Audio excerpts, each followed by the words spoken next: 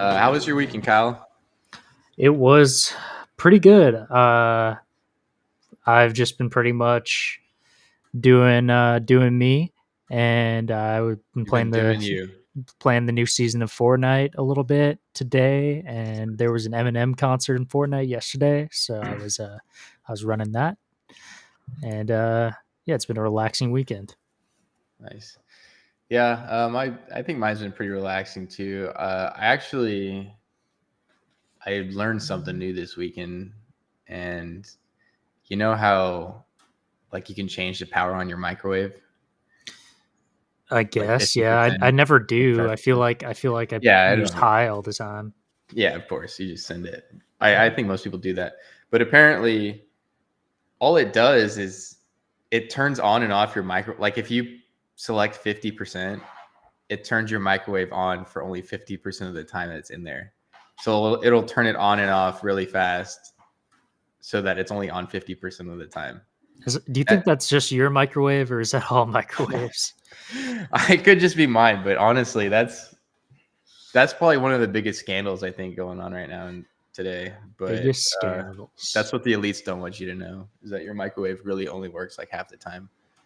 Other than that, I didn't attend the Fortnite concert, but I've seen a lot of Fortnite or Eminem skins. There were 10 million people online all at the same time. That's ridiculous. Actually, Yeah, and like people tried to get in like 10 minutes before, and there was like an hour wait. They couldn't get in. oh my gosh.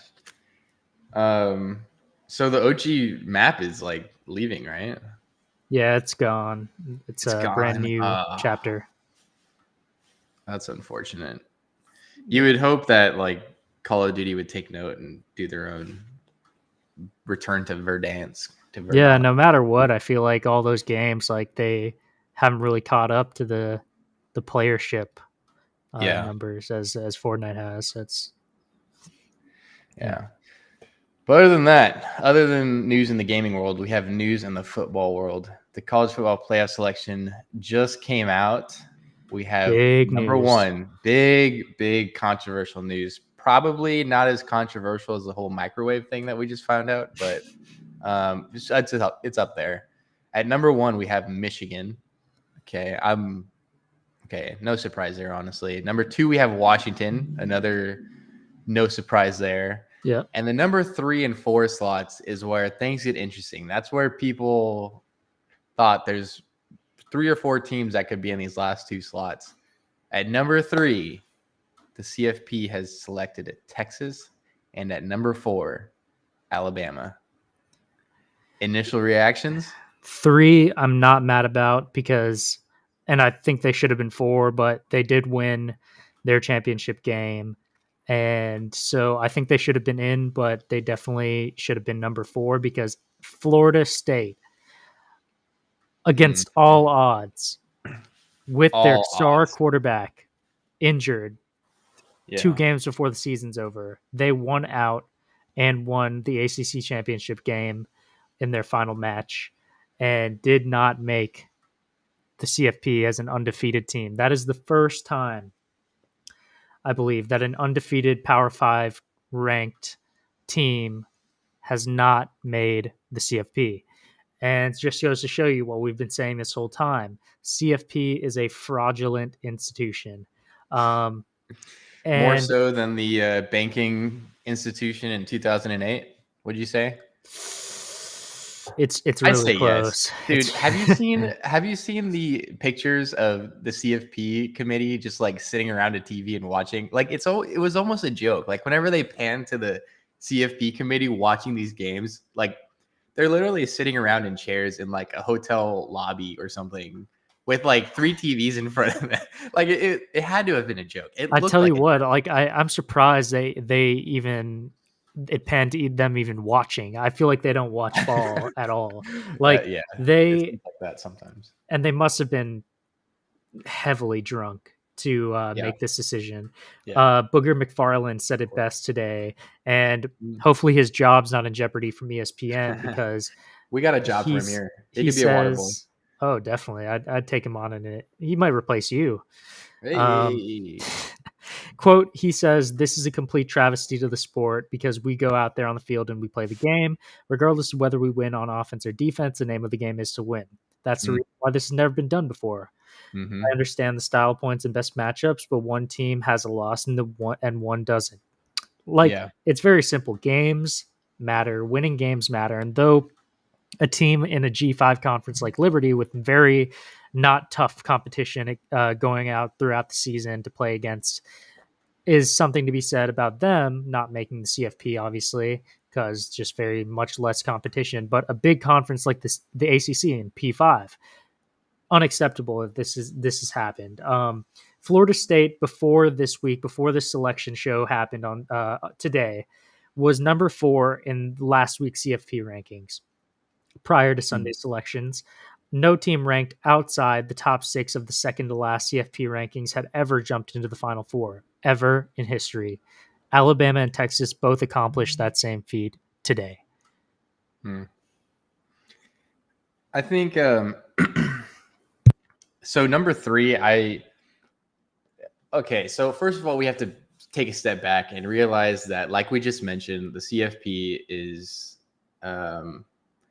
I don't even know if you want to call it an institution. I don't know what you want to call it, but there's no science, there's no reason, there's no like credibility, there's no coherence behind any of their decisions. Let's just get that out of the way. There's That no is logical rationale. No, there's not. There's not. And like I mentioned, like they just pan in the middle of these games to like this hotel lobby, and there's like these people literally just sitting around like we did in college around like 3 TVs with like 3 different games on, just watching the games and just making these huge decisions that have implications of like millions upon millions of dollars and head coaching jobs. And they're just like, willy-nilly picking whatever. At number 3, so that's how we preface this. Like, do you even pick the 4 best teams, or do you pick the 4 most deserving teams, or do you pick the 4 teams that will bring in the most viewers?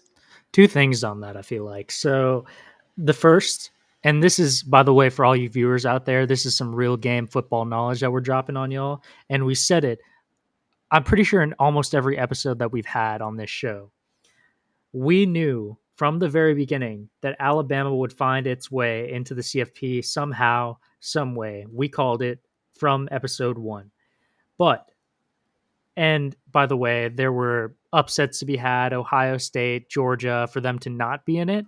We always thought it was going to be between Alabama and Texas, or maybe one of those other teams like Ohio State or Georgia.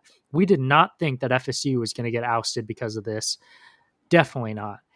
And I don't know what the favoritism is there between Alabama, Nick Saban, and that program with the CFP, but it's there. It's real. And we saw this today at the expense of FSU's fans, program, coaches, players, everything.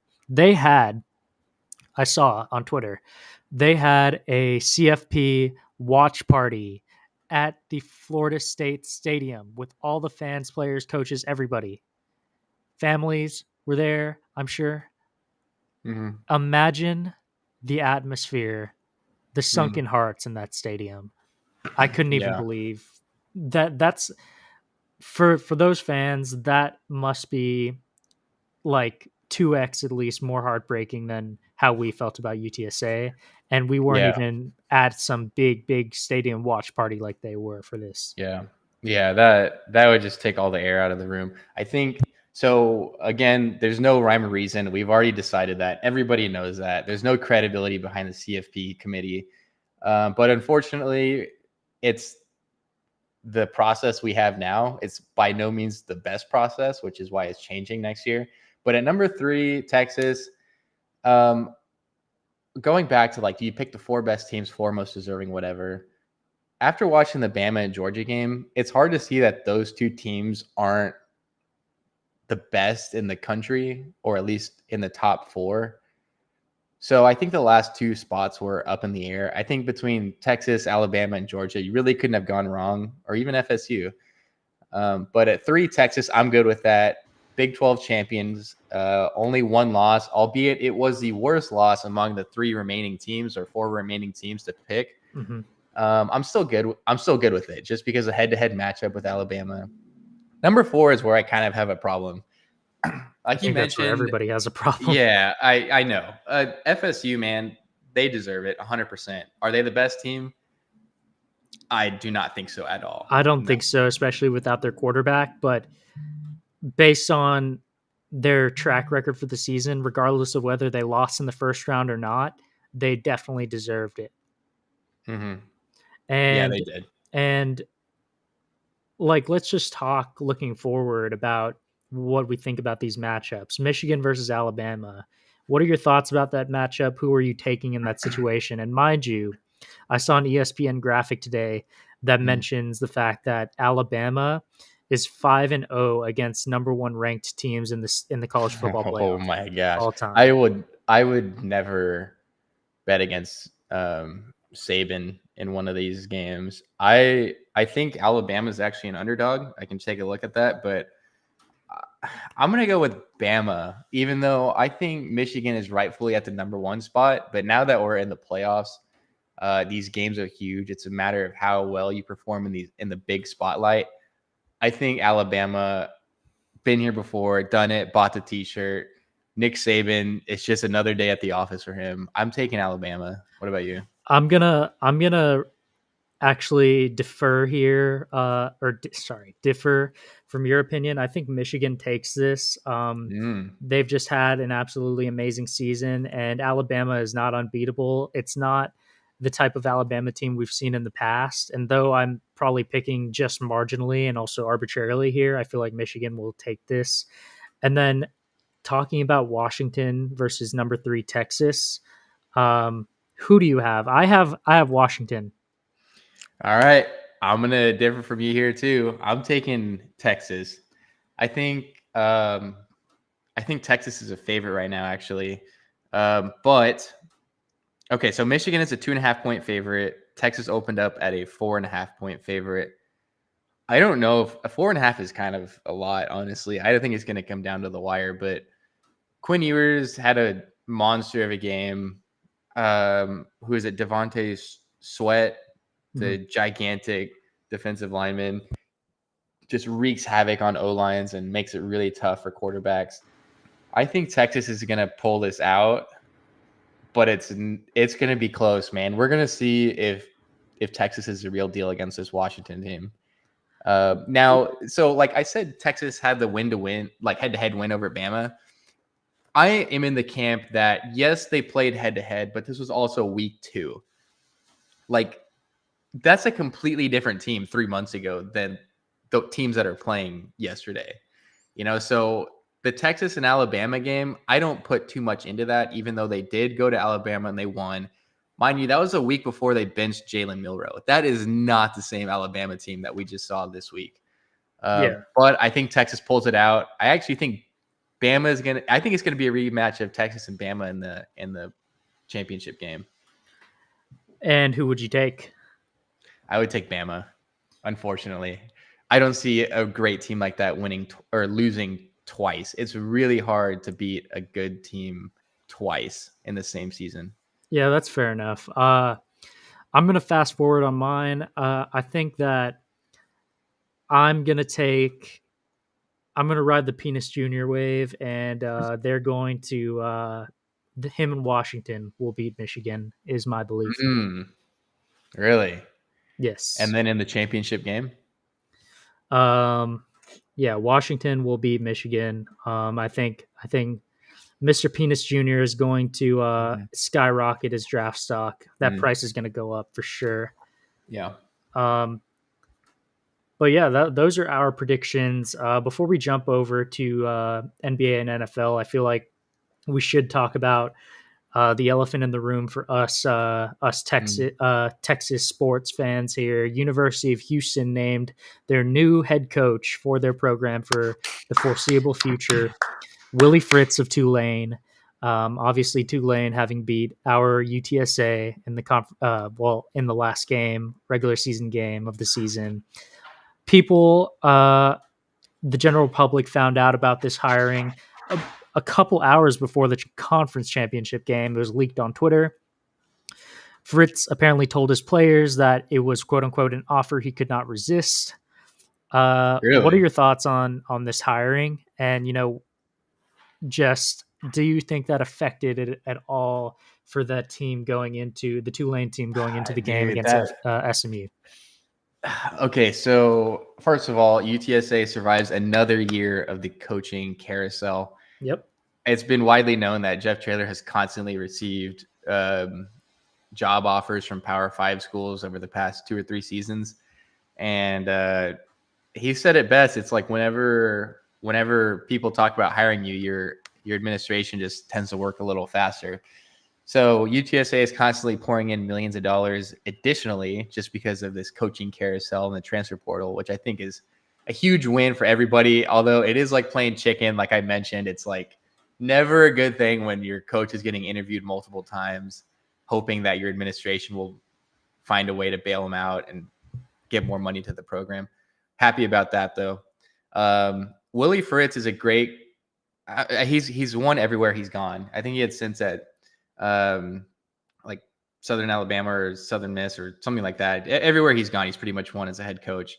At Tulane, it was no different. Led them to back-to-back 10-plus winning seasons. Unfortunately, they did not get the championship game this year and will not get the New Year's Six Bowl, but they're a really good team. It is I don't know why the schools that want to hire a coach tend to break news before that coach's big games with their current school. That seems like it would leave a very bad taste in my mouth if I was the coach. But we saw this happen with UTSA and A&M when A&M said that they had a hour and a half long phone call with Jeff Traylor right before senior night. We see this again with Houston saying that they are looking to hire Willie Fritz. They're closing in on a deal right before the championship game. I am not a fan of that. If I was a coach, I would think twice if that's really the administration I want to work in. Yeah. If And they're purposely leaking, this is not like by accident either. They're purposely doing this, right? yeah, Like definitely. it's not like there's loose lips sink ships in these administrations. They know what they're doing. And I'm I not a think that fan of says a it. lot about our fearless leader Jeff Traylor and his ethics, his character. Because when these rumors are coming on about us, but maybe before a big game, maybe not, he stays the course and he focuses on the job at hand. And he definitely, from what the comments he's made, he definitely looks down on that type of activity. And I feel Mm-hmm. like all coaches should, but Willie Fritz being someone with such a reputation surrounding his name, his coaching track record, and Yeah. everything, he definitely is someone that it's not two peas in the same pod. Definitely not Mm-mm. between him and Trailer. I feel like. No, it's not. I think Willie Fritz is actually going to have a really tough time at Houston. There's a lot of reports that have been coming out that Dana Holgerson actually had a lot more trouble within the administration than we initially thought.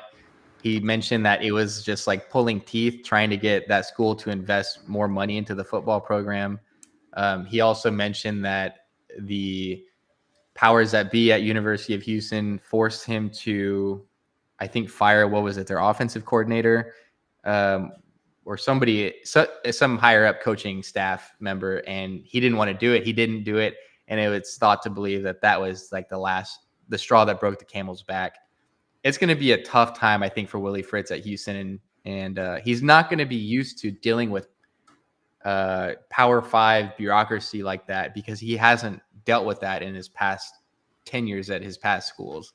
Yeah, definitely not. And I feel like U of H, a school that recently left the AAC, they're trying to make a name for themselves on the P5 level, and I feel like it's definitely going to be a tough time, tough battle, uphill battle, and I feel like Fritz is definitely an adequate, sufficient coach to try and Mm-hmm. lead them to some sort of reputation or glory, but it's definitely going to be a hard time. And I'm familiar being, having spent time living in the Houston area, been to a couple of U of H games. The atmosphere there is not of the same as it is with other P5 programs No, that it's are not. more established. Their No, their fan base isn't no. They were struggling to particularly pull like loyal. 20,000 people, Yeah, struggling. Yeah, in the exactly. And Power Five. also, I feel like, and I haven't been to Tulane or their campus, but the U of H campus is stuck in the middle of downtown Houston. Right around you, Mhm. you have some pretty sketchy areas Mm, because there's no zoning laws in Houston. Some pretty mm, bad neighborhoods. It's a it's a pretty depressing atmosphere, mm. honestly, from what I know. Yeah. Yeah, it'll be a tough job for Willie Fritz, but I think of everybody that was available other than Jeff Traylor, he was the right guy for the job. I'm just happy UTSA avoided another coaching carousel year and kept Jeff Traylor. But yeah, moving on. Um, Best of luck to University of Houston. It's going to be tough, man, jumping from the AAC to the Big 12. But you have two big schools leaving, OU and UT, to the SEC, so that actually should make it a little bit easier. Let's see. So, do you want to transition to the NBA, or should we stay on the NFL, or Um, move to the NFL? Yeah, let's talk a little bit about the NFL. There's games going on right now. Mhm. Let me cover y'all with some bets for the remaining games of the day. Just kind of straight money line bets because I haven't looked too much into the props today. But we have Chiefs and Packers. Jordan Love is on a hot streak after the big Thanksgiving Day game. Chiefs should still pull that out. I feel like that's a pretty safe lock. Jaguars versus Bengals without Joe Burrow. That's also a pretty safe lock to pick the Jaguars. Injuries being a big factor in these later weeks. The Browns versus the Rams, I would be very comfortable taking the Rams in that situation without Deshaun Watson. They're also benching Dorian Thompson Robinson. I believe he has some injury concerns. And who are they starting? I believe they're starting Joe Flacco this week. So, kind of washed old dude versus the Rams, who have a pretty fairly high powered offense. And then lastly, I have the Buccaneers versus the Panthers. This one I'm less sure about, but I would take the Buccaneers over the Panthers, almost certainly with Bryce Young having his rookie struggles throughout the season. And, I don't really have anything much more to Mhm. say about that. That's not a very exciting game. Talking about the current scores that are going on, we have the Dolphins decimating the Commanders right now. Um, the Bailey Zappi led Patriots are only down 6-0 against the Chargers. He got his Mm, full time start this week. good for Pretty him. impressive and says a lot about the Patriots defense because the Chargers are definitely a good offense with Justin Herbert at the helm, regardless of what you think about um, the weapons surrounding him. The Lions are up by 10 against the Saints right now. Um, the Saints had two touchdowns to make them have a score of 14 to 37-year-old Jimmy Graham, which is interesting there. Texans are destroying the Broncos. And then my last current score that of note for this week, at halftime, we have the Atlanta Falcons up by 5. Very weird score against the Jets because the Jets got a safety and a field goal. That is the most Falcons Jets score I've ever heard in my entire life. I think it was two to Definitely. zero actually for a while through the Yeah, first it quarter. So was. that's It pretty was. on brand for them. I'm Um, wearing my Jets jersey right now. Hopefully, Tim Boyle pulls this out for us. yeah, I think who's their quarterback now? Who are they starting today? Tim Boyle. Tim Yep. Boyle, yeah. Okay. Yeah. Um, I think so. The Lions were absolutely wailing on the Saints earlier. It was like 24-0, I think, at one point. It looks like the Saints are actually coming back a little bit, 24-14. For my fantasy league's sake, I really hope Sam Laporta has an absolute baller of a day. He's got 5 receptions, 68 yards, and a touchdown. So he's racking up some points right now. I really hope Bailey Zappi leads the Patriots to a win this week. That's a great quarterback, and I really hope he does well in the NFL. Moving down to the Texans, though, the Texans is an interesting one. We're starting to see a little Russell in Houston, aren't we? They're up 16-3 against the 6-5 Broncos. If they can pull Yep. this out, that's a pretty quality win.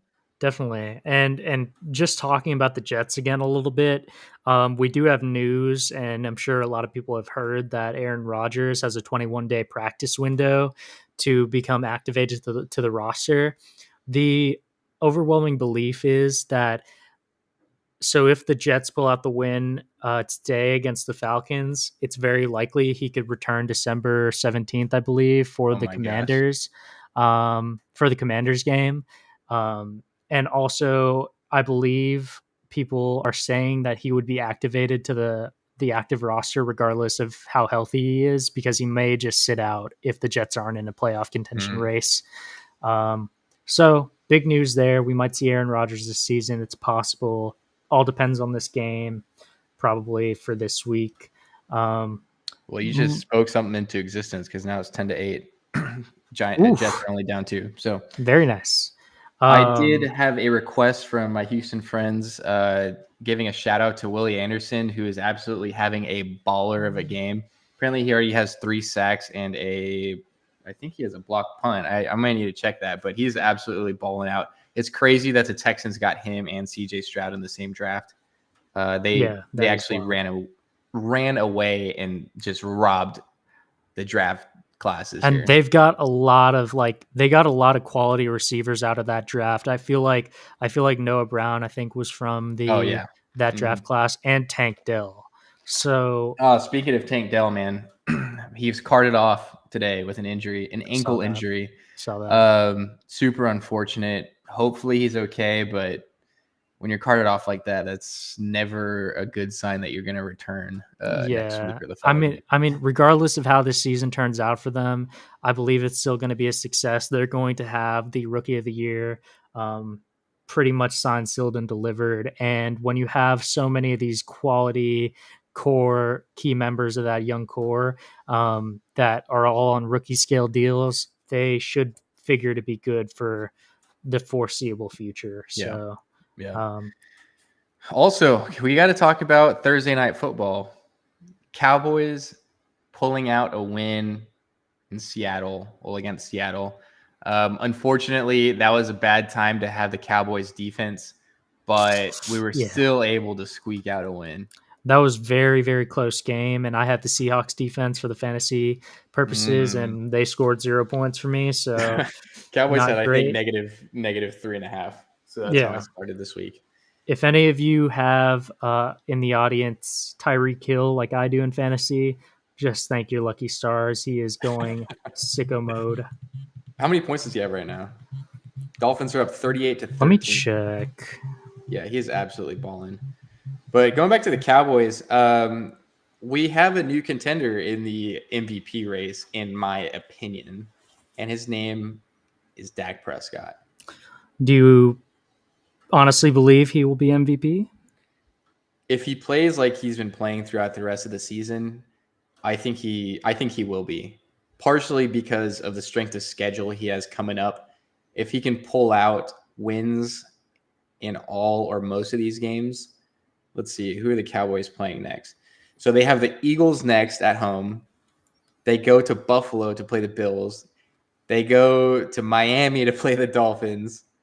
They come back and play the Lions and finish out the season in Washington to play the Commanders. If he can pull out 3 or 4 wins there and just play like he's been playing, he's got a good shot at the MVP, I think. Yeah, I could see it. By the way, fantasy score update for Tyreek Hill. He has 32 currently in the third quarter. Oh my gosh, dude. But he seems to be the only person doing anything for me because Terry McLaurin has 0 points. Marquise Brown had 0 points versus the Steelers. Seahawks defense for me, like I said, had 0 points. And Will Levis has 3 points for me. So, yep, I had Will Levis last week. It was not pretty. No, I dropped him immediately. But yeah, man, I think the NFC is going to look pretty interesting, especially since the 49ers and Eagles played today. I'm actually going to have a little bit of a hot take here. I think the 8-3 49ers are actually going to pull out a win here. You think they're playing? I think so. They're playing in Philadelphia. Again, it's a hot take. San Francisco is actually favored by 3 points. I did not expect that. Maybe it's not so hot after all. But Christian McCaffrey is just a monster. Brock Purdy, I don't see him making any more mistakes. He's going to be Brock Purdy again that we know him for. I see the 49ers winning. I mean, I feel like Brock Purdy, that we even know at his best, is like very slightly above average. I feel like when it It comes to is. quarterbacking, He just um, has to not make mistakes. the Eagles pulling out that big win against the Bills was huge. Mm, I just feel like they are an unstoppable force when they come to third and short situations or fourth and short yeah. situations. Goodell has recently spoken out about wanting to ban the Eagles tush push.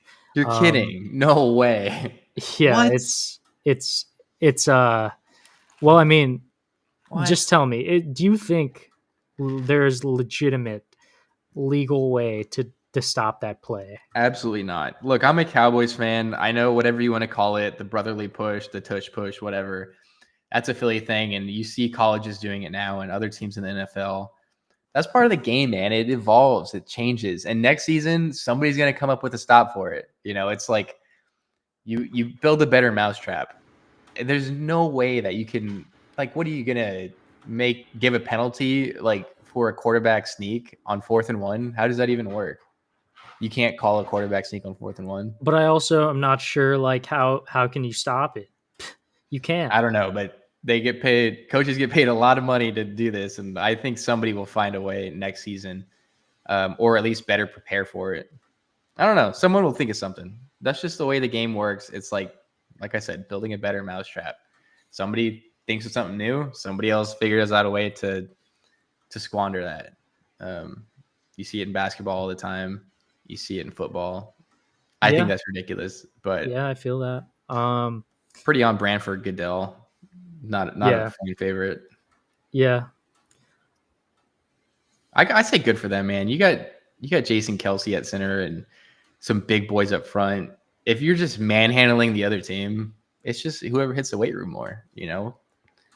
Fair Like enough. if you can't stop it, you can't stop it. That's simple as that. And teams will take that into consideration, I think, in the next season, or maybe Yeah. even before the playoffs. Okay. Well, I mean, pivoting over to the NBA, I'll give you the floor for your Wemby Watch segment. Yeah, I don't even know how to be. I, what's it called? Like toxic positivity. I don't even know how to be positive anymore about the Spurs. Other than that, we're clearly going to get another top 4 draft pick. We're going to have that 14% locked in to get the number 1 pick. Wimby, let's see. I think was he out or did he play? He's been having hip tightness, so he's been under load management lately. Probably a It's smart idea because he would only yeah, help them win games. So yeah, that's true. I put my tinfoil hat on. I'm still in the camp that Popovich is a master of puppets and is utilizing Sohan as point guard to tank, he's going to be limiting Wemby's minutes, I think, throughout the season. Now that we're like 3-15, and we're just going to get another draft pick, which is what we need. I don't think anybody expected the Spurs to just automatically turn everything around with one draft pick. It always takes more than that. Wimby is what you need to build your team around. He's going to keep doing Wimby things. I think he's definitely a possibility for rookie of the year, but his time will come in the next couple seasons. It's just not going to be this season. well, I mean, speaking a little bit about, and this goes back to our previous discussions about, regardless of whether these load management decisions and injury allegations are illusory or not, what does that say about Wemby's ability to stay healthy at his size with his skills? Yeah. I think we've all seen the videos of him crawling and looking like an alien and doing all these crazy like stretches before the game. I think he takes care of himself very well. He has a frame where he can build himself up and put on a lot of muscle like Giannis did. Um, I think it. Okay, so there's a news article that says Spurs Wemby's on track for Wednesday, the game on Wednesday. I really don't think it's a matter of if Wemby can play. I think it's just a matter of managing his minutes, possibly tanking already, and just keeping him acclimated to the NBA scene, continuing to evolve him. I think he's going to be fine. I want to knock on wood around me. I think he'll be healthy, but you never want to say that. I'm not going to jinx myself. So even though I already said it, I think he'll be okay though. Okay. Yeah, I feel like it's nothing to be worried about right now. Other news around the league, the Mavericks played the Thunder, who are obviously a red hot team right now. They were getting shit on for the first bit of that game, first half, whatever you want to say about that. Mavericks, though, pulled off a 30-0 run to come back versus them. Dude, but the Thunder still won. That's such an L, bro. Did you see how hyped the fans were? Yeah, in Dallas. Yeah. How do you lose that game? How do you score 30? How do you go on a 30-0 run to begin with? That is nuts. I don't necessarily have the exact statistics on that, but I want to know how many times that's happened in history. Possibly Here's one never. statistic about that. $3.5 billion to Mark Cuban. I think he went into the locker room and gave them a gladiator type speech, and they just went out and went on a 30-0 run. I think he is happy that he doesn't have to worry about the Mavs anymore in the world of streaming. I don't know if the advertisement money that's lacking in the TV cable deals anymore. I don't know if that was worrying him and why he wanted to sell, but I know that's a happy man now. But man, how do you lose that game? You went on a 30-0 run. Yeah, it's incredible. Incredibly bad. Also, a result of that game, Luka passed up Larry Bird, 9th all-time on the triple-double list. Wow. And at his point in his career, that's nuts. That is crazy. He's more than likely going to end up being first all-time, I'd imagine. I think he may be all-time leading scorer at some point. I mean, he's what, 25? 24. This guy is just learning how to drive, and he just passed up Larry Bird on his triple-double list. All-time leading scorer is a little bit far-fetched, You think so? With LeBron probably playing for the next 5 years. Probably. But dude, he's 24. I don't know. Yeah, we'll see. I mean, we'll see how that pans out. You never know when a guy like that is going to slow down, without having LeBron's athletic, intangibles there. But moving on, we have big news in the NBA is that the in-season tournament playoffs are set now. We have in the knockout rounds, first round, number 1 seeded Lakers versus the Suns in the West, the Kings versus the Pelicans, and then out east we have the Bucks versus the Knicks, and the Pacers versus the Celtics. Let's do a little bit of analysis here. Actually, before that, I do want to say about that bubble game against the Bulls that the Celtics had. They had to win it in order to get in, and they had to win it by a specific point differential. I don't know if you heard about what they did versus the Bulls, but in the third quarter, they were up by 1 million points. Andre Drummond, obviously very bad free throw shooter for the Bulls. They start intentionally fouling Drummond. And Billy Donovan, the coach of the Bulls, kind of looks at Joe Mazzulla, coach of the Celtics, and he's like, what the hell are y'all doing? Like, what is this? Like, this is obviously poppycock.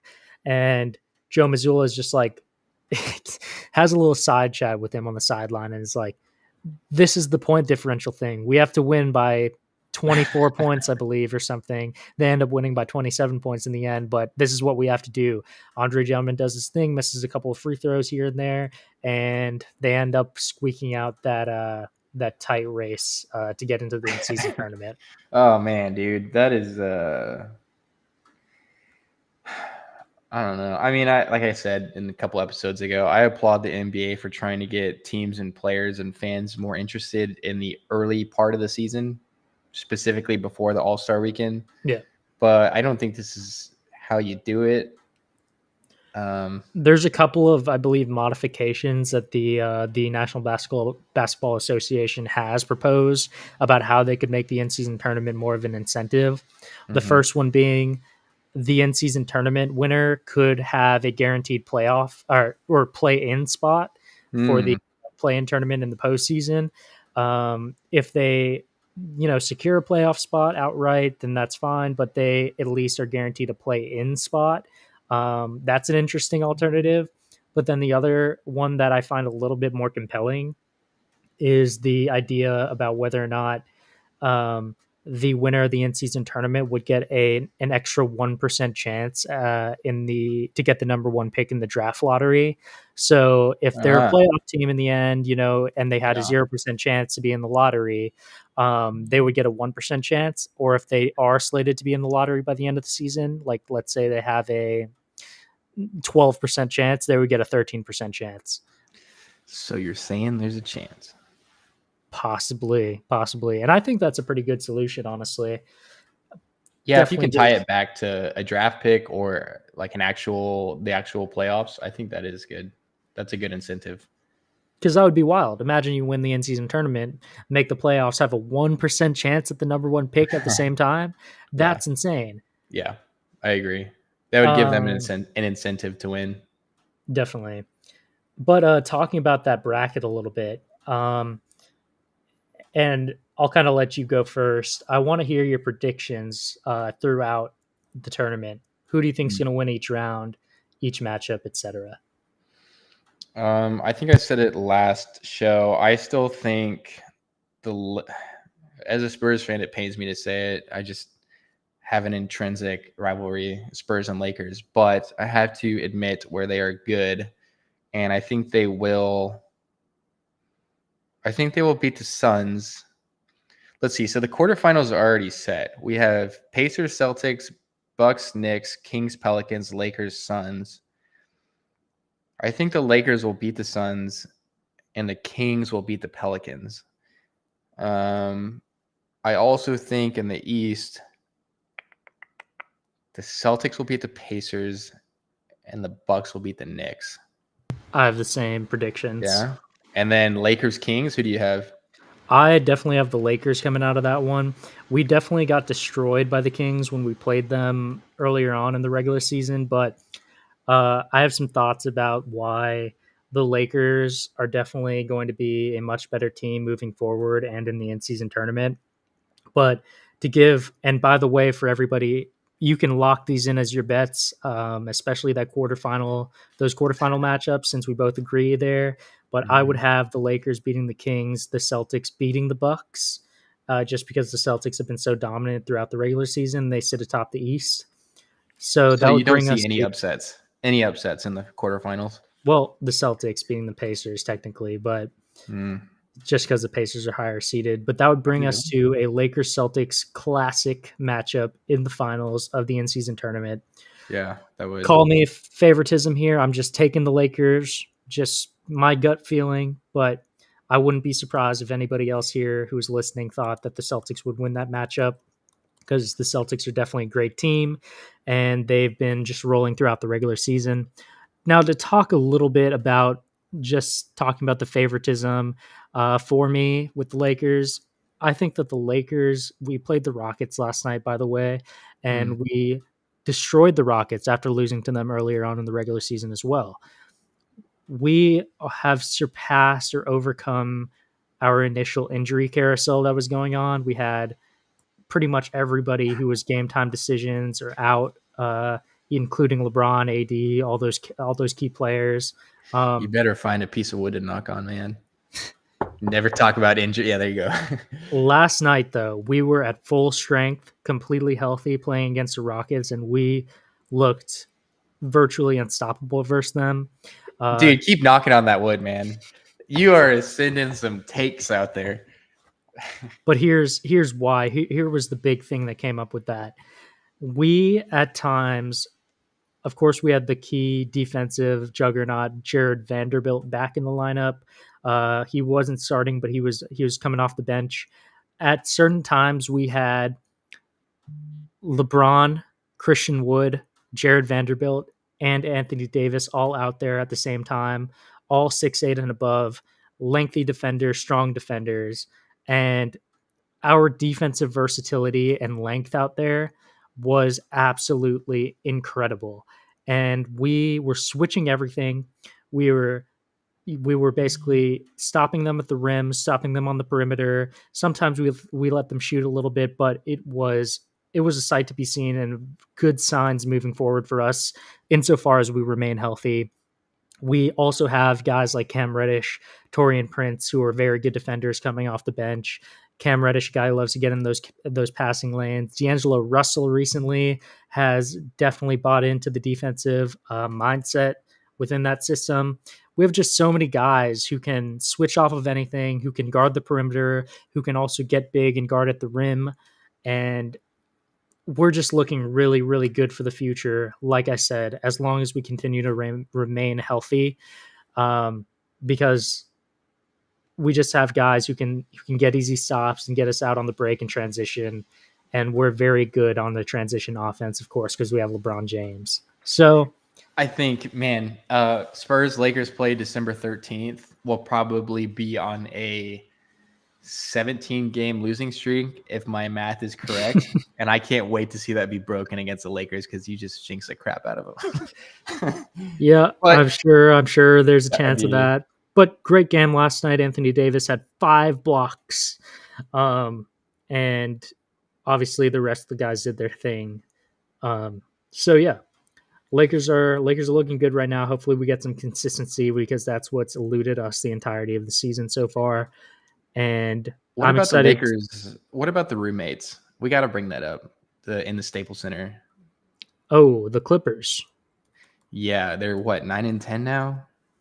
Yep. They just squeaked out a win against the Warriors by 113-112. They were looking great at the beginning of the season. And then big boy James Harden comes along. Yeah, I was not a fan of that at the beginning. I'm not a fan of it now. They're under 500. We've talked about their struggles, the drivers behind that. They did squeak it out against the Warriors yesterday, but it's worth noting, of course, that the Warriors are extremely down bad as a team right now. Definitely looking to be the end of their dynasty. Fingers crossed for me. I'm not a fan of the Warriors organization at this point anymore. But, I mean, it came very, very late for them to get that win just barely. They were down by, I believe it was up to probably 20 against the Warriors at a certain point of the game. They come back, surge back for that victory. Within like the last, I believe, 8 seconds, it was a Paul George step back 3 that secured them the win when they were down by 2. So that's just like neither here nor there because very weak team that they were playing. And, also it came very late and they had to make a huge comeback to be able to do that. Are they going to be, a team to watch moving forward? That remains to be seen. I'm leaning towards no, though, for the Clippers, which is, it's refreshing because we've definitely, me as a Lakers fan, we've struggled against the Clippers in the regular season in recent years just because of Paul George and Kawhi, but we've never seen them in the playoffs, and I don't think we'll be seeing them this year. Yeah. You have any hot takes going into the NBA in-season tournament as we wrap up our NBA talk here? No or hot takes. Any parlays, any cheeky parlays that you can give to our viewers here? Well, parlays for the NBA. Well, the NBA is taking a little bit of a break. I think there's only one game Sunday today. Actually, I'm not even sure if there's a game today. There's, I think, only one game Monday, and it starts back up on Tuesday. So next episode, y'all will be getting some juicy parlay picks as well as some prop picks because I've been pretty good with these lately. The color Gatorade, stuff like that. Yep. So y'all will be getting all that coverage in the future. Dude, speaking of parlays, I think everybody in Texas is lighting their Mark Cuban candles, hoping for the best that he leads a crusade to legalizing sports gambling and gambling, I guess, in general in Texas. I personally will be broke if he does, but I'm not opposed to it. It's been a long time coming. I hope Texas does legalize it and we're able to participate in sports betting. Yeah, I mean, like most things, Texas is going to be one of the last states to get to the chase on a lot of these types of political things when it comes to legalizing, new stuff that's currently illegal. But there are many. I know for a fact there are many startups that are emerging in Texas to, get the sports gambling situation more accessible. I mean, it makes a lot of us broke, us like 20 somethings out here, but it's definitely a lot of fun. And I will say about sports gambling, and I by no means, am endorsing it, even though I do partake in it myself, but it gets me involved in the games. It lets me, have more fun with watching a lot of games that I wouldn't normally watch. Yeah, I agree. And so, it is a whole lot of fun, even though for legal reasons, I'm not endorsing it on this stream. Hey man, I think it would be a great thing, but whatever. Hopefully Mark Cuban figures that out. It seems like he started the ball rolling, selling the Mavs. He's talked about collaborating or partnering with I think the owners of the Sands Casino, I think the ones who bought the Mavericks, about opening up a casino in Dallas and a new sports arena. If there's a lot of money, man, I don't see I don't see it being illegal here in Texas for much longer because there is just so much money in that. But we'll see how it plays out. Anything else to add with the NBA? Well, not the NBA, but one last headline is that Bronny James has been officially cleared to play and pursue basketball activities. LeBron has been speaking about how he would almost certainly miss a Lakers regular season game to see Bronny's debut. Yep, I'm I'm all for personally that. very excited to see him Yep. play. He plays the game right. He plays it very well, and he's just methodical. Definitely took in a lot of that knowledge that LeBron gained at the later end of his career. And he's Yep. got skills, man. He can shoot the ball. He can facilitate really, really well. As far as his intangibles go, for draft stock reasons, he's not like the most crazy athlete like LeBron was, but he's definitely one hell of a player, and he's very smart about the way he plays. So I'm Mhm. excited to see him alongside Isaiah Collier at USC, and hopefully they'll make some noise in March Madness so we can see them play in the postseason as well. With all the talk surrounding LeBron saying he would miss a Lakers game, I don't know, maybe there is, but I haven't heard many people saying, that's bad or like he shouldn't miss a Lakers game. I mean, I If think he definitely should. It's he it's absolutely once in a should. lifetime opportunity to see his son Absolutely. play. And the Lakers are, despite their inconsistencies, they're pretty fine right now. So I feel like missing one regular season game, if it's not super pivotal or anything like the in-season tournament or something like that, I Yeah. think that's okay to miss. Life is too short to not enjoy moments like that, man. What's one more game? How many games has LeBron played? You can't miss one to see just say you're on load management or something. And I'm looking forward to a year from now on this podcast when we're probably going to be talking about his first game when he plays with or against his son. That will be Yeah. a sight to be Yeah. seen. Yeah, man. So we can save that for later on in the season. But that's something to consider is that LeBron almost assuredly is going to go wherever his son goes. He'll figure out a way, let GM, let commissioner, he'll figure out a way to get where Bronny goes. Whoever Or drafts the Bronny, are they going to get a package deal? Who knows? I mean, A I'd 2-for-1 James? imagine I wouldn't be surprised to see, and maybe this is kind of a conspiracy here, but this decline of Bronny's draft stock, does that open up an opportunity for the Lakers to get Bronny? Just hear me out. Just hear me out. The Spurs are tanking right now. Wimby, Bronny, LeBron. Inject that into my veins. I want that. That would also be really cool to see too. What better coach can you have than Pop? I'm not buying into all the people who are like, oh, Pop shouldn't be coaching anymore. Give me Bronny, LeBron, and Wimby.